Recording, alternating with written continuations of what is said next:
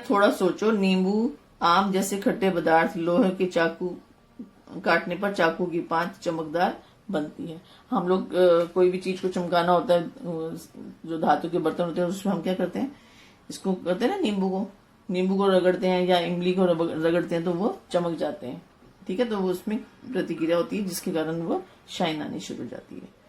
हमने देखा है कि खनिज अम्ल शरीर के लिए हानिकारक होते हैं, ठीक है, परंतु अनेक कार्बनिक अम्ल हमारे शरीर में और वनस्पतियों में भी पाए जाते हैं और वे लाभदायक होते हैं, ठीक है, क्योंकि वो सौम्य होते हैं।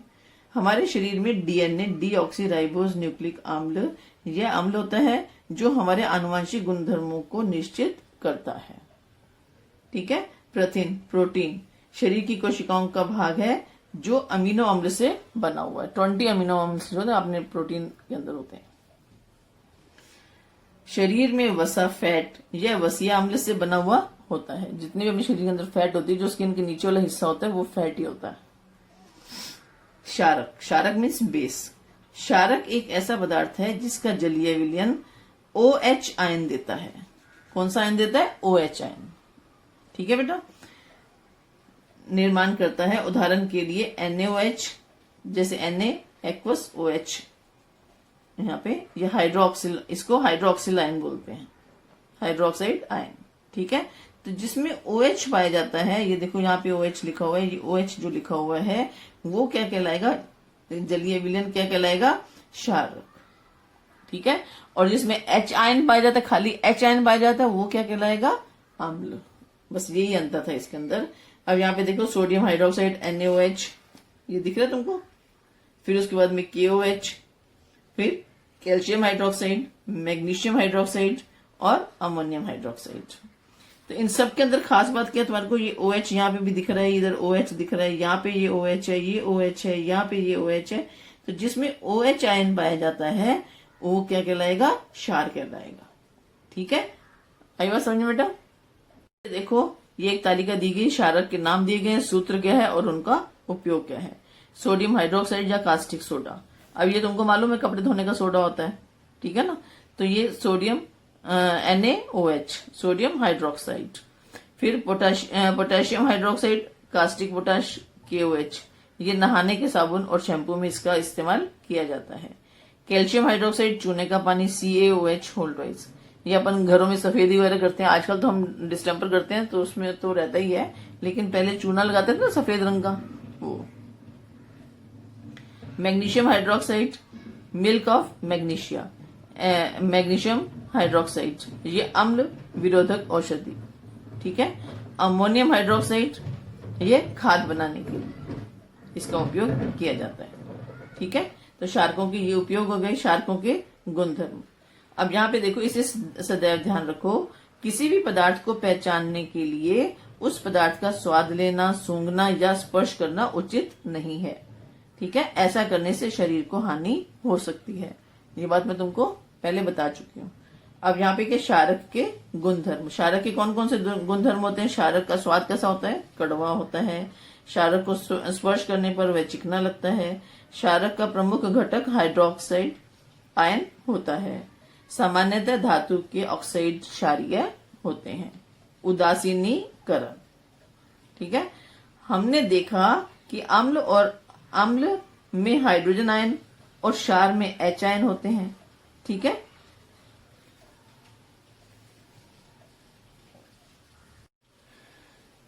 अब ये देखो, उदासीनीकरण। उदासीनीकरण क्या है? अब उदासीनीकरण क्या है? जो ना अम्लीय है ना क्षारीय है।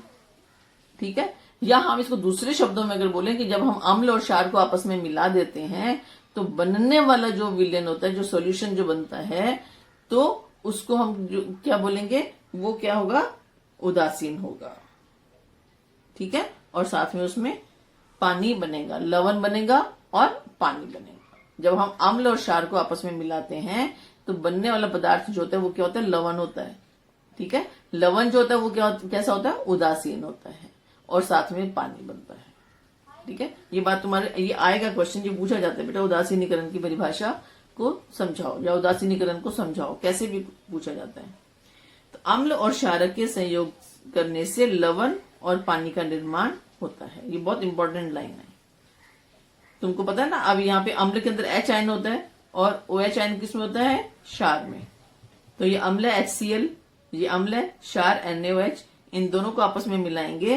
तो अब यहाँ पे क्या होता है बेटा, ये देखो H के ऊपर, अगर मैं तुमको कैसे हल्का सा बताऊं, यहाँ पे ये इसके ऊपर प्लस आयन होता है, इस पे माइनस होता है, इस पे प्लस और इसको माइनस।